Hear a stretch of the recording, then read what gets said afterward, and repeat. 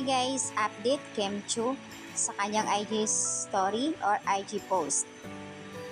Dito po ay pinopromote lang naman din niya ang kanyang HM swimsuit.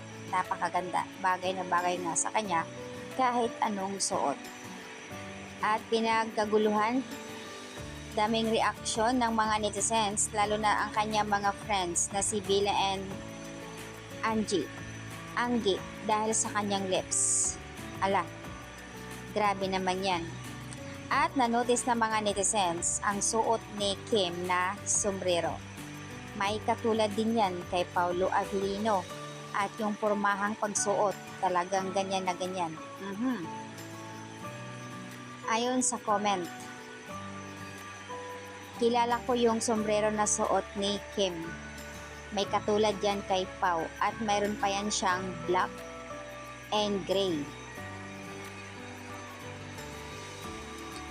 So, ayan, stay always happy, Kimi. Enjoy yourself na kahit walang makeup, nakikita ang kagandahan. Sa mga nagtatanong kahapon pa ay maraming nagtatanong kung bakit hindi close si Kim and Darren. Ayan na nga sa IG story kanina, makikita nyo sa IG story ni Kim kung saan ay nagkukulitan sila ni Darren. So, ayan, hindi lang nakita na nag-usap sa Showtime si Kim and Darren. Sinasabi nila na parang iba ang galawan ni Darren, na hindi sila close.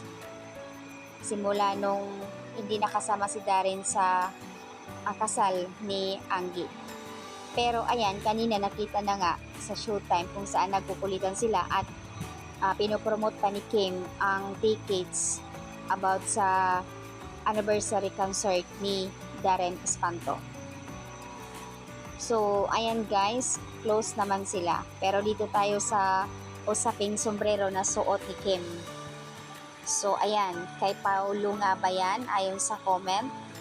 Kasi marami ang nakanotice dito at lingid sa kaalaman natin lahat na si Pau talaga as in mahilig sa sombrero. So, ayan, nanotice lang naman ng netizens na may kahawig na sombrero yan kay Paulo Aguilino.